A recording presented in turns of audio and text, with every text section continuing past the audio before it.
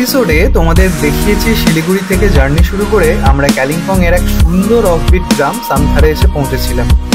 আর আসার পথে পানমুদারা view point আর লোলেগাঁওর মতো দুটো সুন্দর জায়গাও তোমাদের ঘুরে দেখিয়েছিলাম।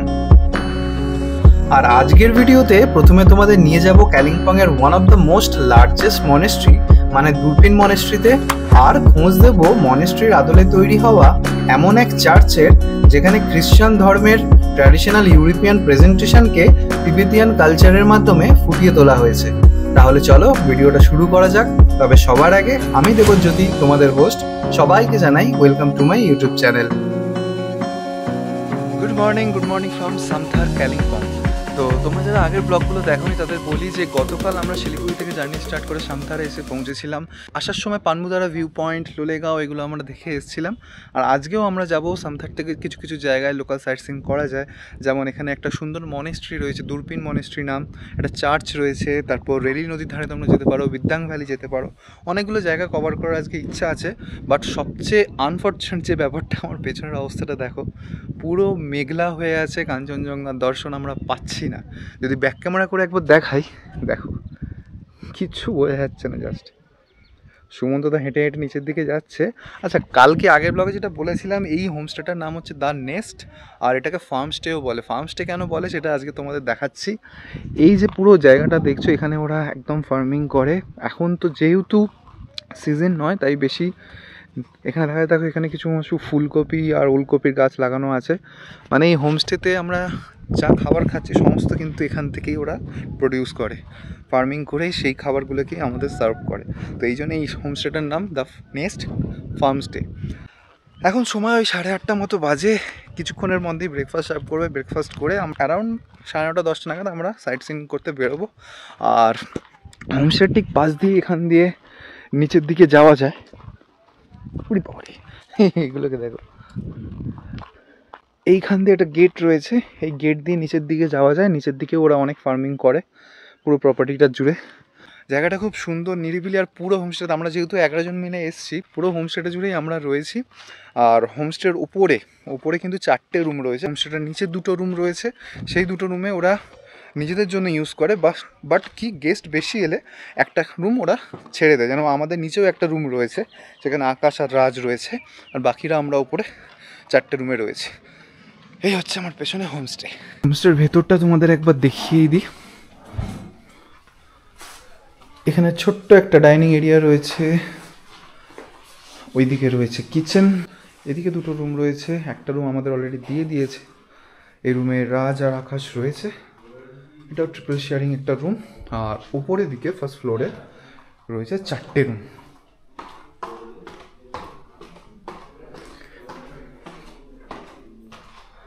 এই যে এদিকে 2টো রুম আর এদিকে 2টো রুম। টোটাল উপরে ফার্স্ট ফ্লোরে 4টে রুম রয়েছে, তার মধ্যে 2টো ডাবল শেয়ারিং রুম আর 2টো ট্রিপল শেয়ারিং রুম। এই জানলার ঠিক এক্স্যাক্ট অপোজিট ওই জায়গাটাতে কাঞ্চনজঙ্ঘা সুন্দরভাবে দেখা যায়। বাট আর কি বলবো, কপাল। লাস্ট 2-3টে ট্রিপ ধরে একদম চলছে, কাঞ্চনজঙ্ঘা দর্শনই পাওয়া যাচ্ছে না। চলো, আজকে আমাদের সাইট সিনের জার্নি আমরা স্টার্ট করলাম from Samthar to local sightseeing. মানে প্রথমে আমরা যাব দুরপিনদারা মনেস্ট্রিতে। আর অ্যাজ ইউজুয়াল এখনও মেঘেদের সঙ্গে খেলা তো চলছেই, প্রচুর মেঘ। আর আজকে আবার আমার সাথে বাইকে পেছনে রয়েছে আমার ওয়াইফ পিলিয়ন হিসাবে। প্রথমবার আমি পাহাড়ে বাইক চালাচ্ছি উইথ পিলিয়ন, আমার ওয়াইফকে নিয়ে। ওর আজকে একটু ইচ্ছা হলো, পাহাড়ে গাড়িতে ওর একটুখানি মোশন সিকনেস হয় টার্নিংয়ের সময়, তো সেই জন্য আজকে আমি বললাম ঠিক আছে একটু বাইকে বসে দেখো, যদি ঠিক লাগে তাহলে ইন ফিউচার একসাথে পাহাড়ে উইথ পিলিয়ন করাই যেতে পারে। আজকে একটা টেস্ট রান চলছে বলতে পারো। তো এই হচ্ছে আপডেট। এখন আমরা এগোবো দুরপিনদারা মনেস্ট্রিতে। এখান থেকে বেশি দূর নয়, হার্ডলি 20 থেকে 25 কিলোমিটার মতো হবে দুরপিনদারা মনেস্ট্রি। ওটা দেখে তারপর আমরা যাব একটা সুন্দর চার্চ দেখতে। আবার সেই ট্রেলটা দিয়ে যাচ্ছি আমরা। কালকেও এই ট্রেলটা দিয়ে গেছিলাম আমরা লোলেগাঁওর দিকে, তো লোলেগাঁও হয়েই আমাদের যেতে হবে আজকে।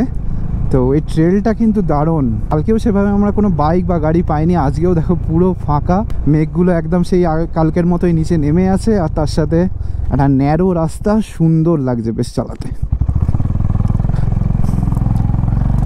পুরো মায়াবী একটা ব্যাপার আছে।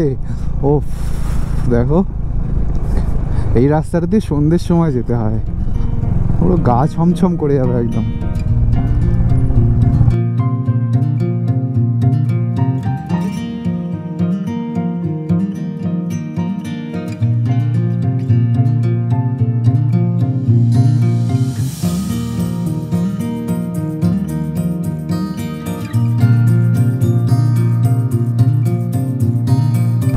উঠে পড়লাম আবার আমরা কালকে সেই সুন্দর রাস্তাটায়, পাইন ফরেস্ট আর মধ্যিখান দিয়ে এরকম সুন্দর হাইওয়ে।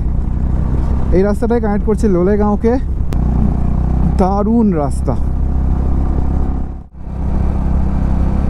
বাপ রে বাপ। দেখো বেলা 11টা, 11:30 বাজে, মানে রা বাংলা লোলেগাঁও এই ধরনের জায়গা, মানে যেখানে বুদ্ধ পার্ক আছে স্পেশালি।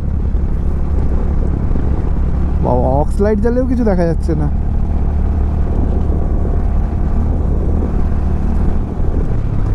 কি অবস্থা রে ভাই, এত মেঘ কোথায় এসছে? বর্ষাকালে এসছি না শীতকালে এসছি?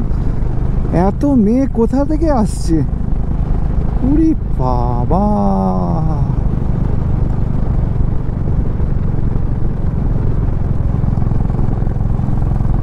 ওরে বাপ রে বাপ।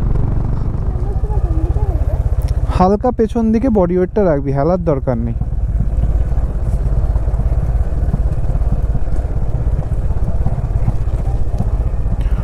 চলো একটুখানি অফ রোডের মজা নেওয়া যাক।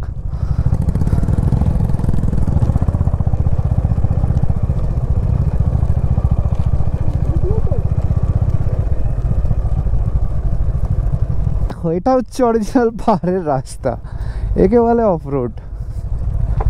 তবে না মজা, এতক্ষণ তো আমরা হাইওয়েতে চালাচ্ছিলাম বাইক। লোলেগাঁও ক্রস করে লাভা যাওয়ার পথে দেখো এখানে একটা নতুন ব্রিজ হয়েছে।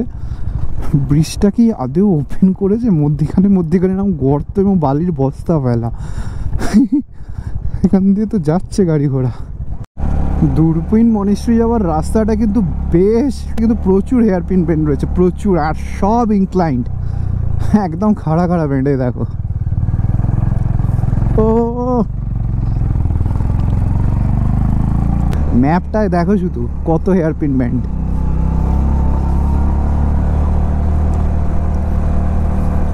আমরা ঢুকে পড়েছি কালিম্পং শহরের মধ্যে। এখান থেকে আরও 8 কিলোমিটার মধ্যে যেতে হবে দূরপিন মনেস্ট্রি পৌঁছানোর জন্য। আর এখন বাজার দোকান বন্ধই রয়েছে, রোববারের বাজার এমনিও। আমরা অলমোস্ট এসে গেছি দূরপিন মনেস্ট্রি। পেছনে আর্মি বেস ক্যাম্প ছিল, আর্মি পুরো জায়গাটাকে, আরে বাবারে, আর্মি পুরো জায়গাটাকে মেনটেন করে বলে, আর্মি ক্যাম্প ছিল বলে আমি শ্যুট করিনি। এই হচ্ছে দূরপিন মনেস্ট্রি। বাহ সুন্দর। কালিম্পং বাস স্ট্যান্ড থেকে মাত্র 5 কিলোমিটার দূরে দূরপিনদারা পাহাড়ের ওপর রয়েছে জাংধোক পালরি মনেস্ট্রি বা দূরপিন মনেস্ট্রি, যা কিনা কালিম্পং এর one of the largest monastery. 1957 সালে দুজুম রিনপোচে এই বুদ্ধিস্ট মনেস্ট্রি তৈরি করেন, আর 1976 সালে দলাই লামার আগমনে এই মনেস্ট্রি তার পূর্ণতা লাভ করে। 4500 ফিট উচ্চতায় অবস্থিত দূরপিনদারা কথার অর্থ হলো বাইনোকুলার হিল।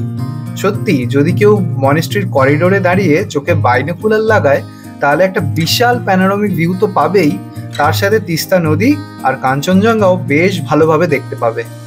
আসার সময় একটা সুন্দর গল্ফ কোর্স আছে, পুরোটাই আর্মি মেনটেন। পাশে একটা প্লেগ্রাউন্ড রয়েছে, বাস্কেটবল কোর্ট রয়েছে। তো এখন আমরা যাব এই গল্ফ কোর্সের ওখানে। গল্ফ কোর্সের ওখানে একটা সুন্দর ক্যাফে রয়েছে, ওটাও মেনটেন্যান্স করা আর্মি। তো ওখানে একটু দাঁড়িয়ে একটু ফ্রেশন আপ হয়ে কফি যদি খেতে ইচ্ছা হয় সবার কফি খাবে, দিয়ে আমরা যাব। এরপর একটা তিবেতিয়ান চার্চ পরে কালিম্পং হাটে বাজারে যে মার্কেট রয়েছে ওইখানে, তো ওইটা দেখতে যাব। যে গল্ফ কোর্স পড়ছিলাম, এই হচ্ছে পুরোটা গল্ফ কোর্স, আর এই হচ্ছে ক্যাফেটা। এটা ক্যাফেই তো লেখা, না কি লেখা? গেল, গ্রিন গেল। আচ্ছা, এই হচ্ছে পুরো গল্ফ কোর্স এরিয়াটা। অনেক বড় জায়গা, অনেক বড়।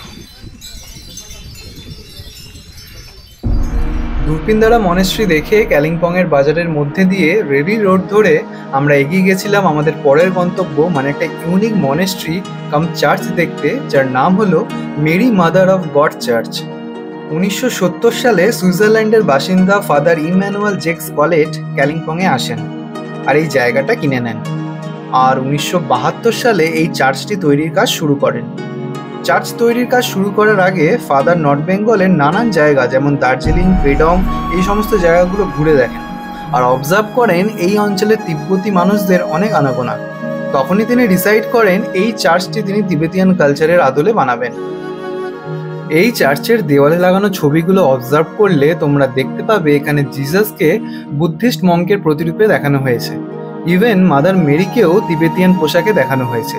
যেমন এই ছবিটাতে দেখলে তোমরা দেখতে পাবে একজন মহিলাকে দেখা যাচ্ছে চুবা নামের এক ধরনের তিবেতিয়ান পোশাক পরে জিসাসকে খাদা অফার করছেন, যা কিনা একটা ট্র্যাডিশনাল সেরিমোনিয়াল সিল্ক স্কার্ফ। তাই যারা নানা রকম ডিফারেন্ট কালচারে ইন্টারেস্ট রাখো তারা অবশ্যই কালিম্পংয়ের রেলি রোডের ওপর তৈরি হওয়া এই ইউনিক চার্চে অবশ্যই একবার ভিজিট করো। মনেস্ট্রি দেখে থুরি চার্চ দেখে ফেরার পথে লাঞ্চ করতে আমরা দাঁড়িয়েছিলাম কালিম্পংয়ের রিং কিংপং রোডের ওপর ক্লাউড নাইন রেস্টুরেন্টে। আর এই রেস্টুরেন্টে তোমরা পেয়ে যাবে অথেন্টিক নেপালি খাবার দাবার। দারুণ সব আইটেম টেস্ট করে আমরা সন্ধ্যেটা কাটিয়েছিলাম কালিম্পংয়ের মার্কেটে, যেখানে আমরা এক্সপ্লোর করেছিলাম নানা রকম সব সুভিনিয়ার শপ।